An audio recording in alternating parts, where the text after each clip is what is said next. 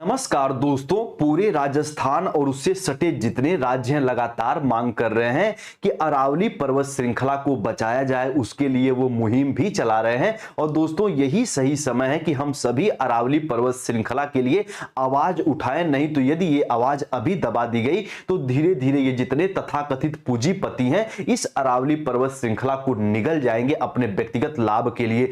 दरअसल दोस्तों आपको भी पता है कि अरावली पर्वत श्रृंखला जो है ये हिमालय से भी पुरानी है, लेकिन आज इसको बचाए जाने की आवश्यकता क्यों सबको महसूस हो रही है, इस बिंदु पे हम लोग इस वीडियो में चर्चा करेंगे। और सुप्रीम कोर्ट आखिर अरावली पर्वत को लेके क्या फैसला सुनाया है उसके बारे में भी हम लोग समझेंगे। तो पूरी बात आप लोग अच्छे से समझिएगा। दोस्तों सबसे पहले आप अपने प्यारे भारत का ये मैप देख लीजिए और आप देख रहे हैं कि यहां पे स्थित है अरावली पर्वत, जो गुजरात से शुरू होकर दिल्ली तक जाता है और सामान्यतः इसकी जो लंबाई है वो 700 किलोमीटर बताई जाती है, लेकिन औपचारिक रूप से 692 किलोमीटर लिखा जाता है। तो अरावली पर्वत दोस्तों ये है, आप इसको देख लीजिए। अब ये आप समझिए कि आखिर सुप्रीम कोर्ट ने ऐसा क्या बोला है इस अरावली पर्वत को लेके कि पूरा इसको बचाए जाने की मांग हो रही है।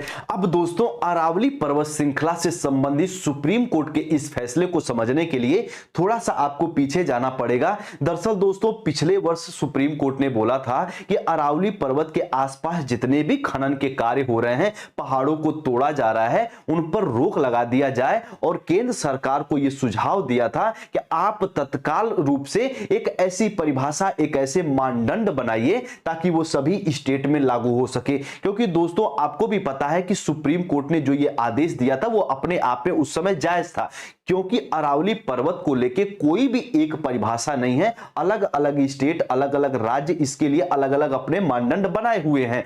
तो केंद्र सरकार ने सुप्रीम कोर्ट की बात को मानते हुए एक सुझाव पेश किया सुप्रीम कोर्ट को कि जो 100 मीटर से ऊपर की पहाड़ियां हैं उनको तो हम लोग अरावली पर्वत श्रृंखला के अंतर्गत रखेंगे, और जो 100 मीटर के नीचे की पहाड़ियां हैं उनको अरावली पर्वत की श्रृंखला की श्रेणी में नहीं रखेंगे। और तभी से दोस्तों पूरा विरोध होने लगा, क्योंकि इस पूरी सुझाव, इस पूरी सिफारिश को सुप्रीम कोर्ट ने एक्सेप्ट भी कर लिया, स्वीकार भी कर लिया। अब राजस्थान के लोग, उत्तर प्रदेश के लोग, हरियाणा के लोग लगातार इसका विरोध कर रहे हैं। अब विरोध के कारण को दोस्तों आप एक बार समझिए। अभी तो आप सुप्रीम कोर्ट के फैसले को आप समझ चुके हैं। देखिए दोस्तों, जो अरावली पर्वत है वो ज्यादातर आप देखेंगे कि राजस्थान में फैला हुआ है। और आप पता है कि राजस्थान के 15 जिलों में यदि देखा जाए तो 12,081 जो अरावली पर्वत हैं वो ऐसा माना जाता है कि 20 मीटर के आसपास उनकी जो हाइट है, उनकी लेंथ है, यानी 20 मीटर के आसपास उनकी जो एक तरीके से दोस्तों ऊंचाई है।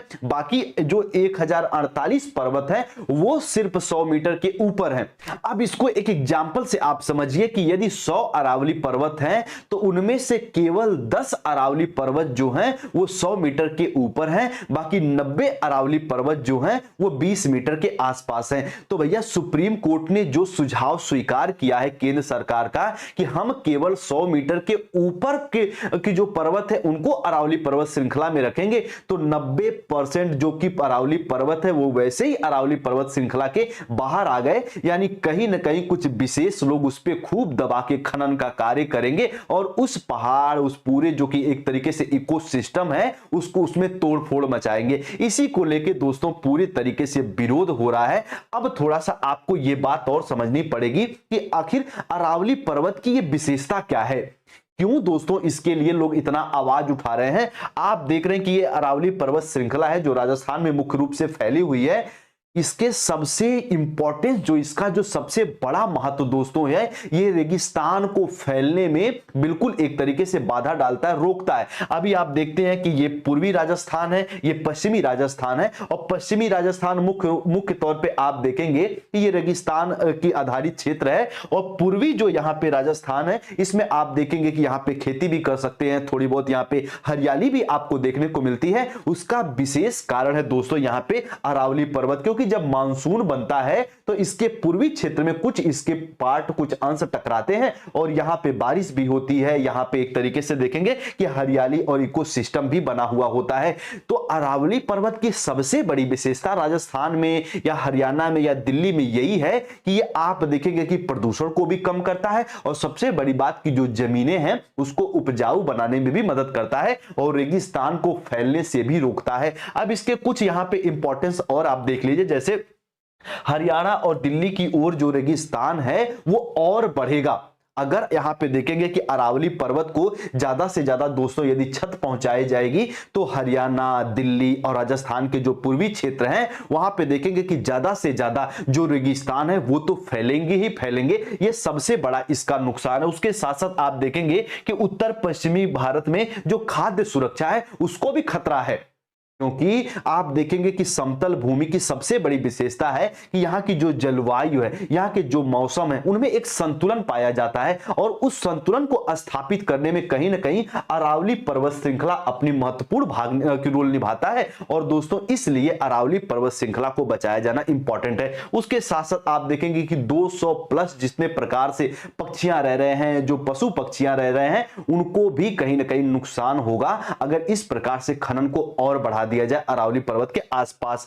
अवैध खनन तो बढ़ेगा बढ़ेगा, हम सभी जान रहे हैं दोस्तों कि यदि अरावली पर्वत को जिस प्रकार से परिभाषित किया गया है, सुप्रीम कोर्ट ने जो सिफारिशें स्वीकार कर ली हैं, उसके बाद जो खनन का काम करते वो और तेजी से करेंगे। क्योंकि अभी हमने आपको बताया कि जो 20 मीटर के आसपास पूरे अरावली पर्वत की लगभग हाइट है, इसलिए खनन का कार्य भी बढ़ेगा। अभी एक बड़ी इंटरेस्टिंग बात और बताएंगे कि सरकार के सुझाव में कहां लूप होल है, उसकी भी बात हम लोग करेंगे। बारिश में कमी भी होगी, गर्मी भी ज्यादा पड़ेगी, उसके साथ साथ मानसून पर भी इसके असर पड़ेंगे और खेती और फसलों को तो नुकसान होना ही होना है। एक बात दोस्तों आप सभी को समझनी पड़ेगी कि सुप्रीम कोर्ट ने जो सिफारिश को स्वीकार किया है कि हम 100 मीटर के ऊपर के रेंज को जो पहाड़ियां हैं उनको ही हम अरावली पर्वत की श्रृंखला में रखेंगे, ठीक है, लेकिन दोस्तों उसको मापने का जो पैमाना है उसमें कहीं ना कहीं एक तरीके से आप देखेंगे कि लूप होल है। क्यों ऐसा बोला जा रहा है?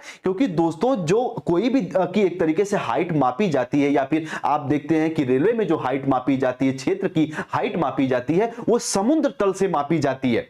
लेकिन जो सुप्रीम कोर्ट के सामने केंद्र सरकार की तरफ से सुझाव दिया गया है वो ये बताया गया कि हम आसपास की जगहों से, यानी अरावली पर्वत के आसपास की जगहों से ही हम उसकी हाइट को मेजर करेंगे। ये अपने आप में दोस्तों कुछ विशेष लोगों को लाभ पहुंचाने का कार्य किया जा रहा है। यदि समुद्र तल से उसकी हाइट मापी जाए तो बहुत सारी ऐसी अरावली पर्वत में जो छोटे छोटे पर्वत हैं वो बच जाएंगे, लेकिन ऐसा नहीं किया जा रहा है। उम्मीद करते हैं दोस्तों आप लोग इस पूरी बात को समझे होंगे हमारी इस वीडियो में कि अरावली पर्वत को क्यों बचाए जाने की आवश्यकता है। जितना हमारा बुद्धि, हमारा विवेक, हमारा सामर्थ्य है उतने तरीके से हम आपको बताए हैं बड़े सिंपल लैंग्वेज में कि अरावली पर्वत की आखिर महत्व क्या है, उनकी विशेषता क्या है और सुप्रीम कोर्ट ने कौन से सुझाव को स्वीकार किया है। उम्मीद करते हैं पूरी बात आप लोग समझे होंगे। वीडियो पसंद आई है तो आप चैनल पर नए हैं तो वीडियो को लाइक भी कर सकते हैं और चैनल पर नए हैं तो चैनल को सब्सक्राइब भी कर सकते हैं। मिलते हैं हम लोग अपने नेक्स्ट सेशन में, तब तक आप लोग अपना ख्याल रखिए। आप सभी भाई बहन को नमस्ते, जय हिंद।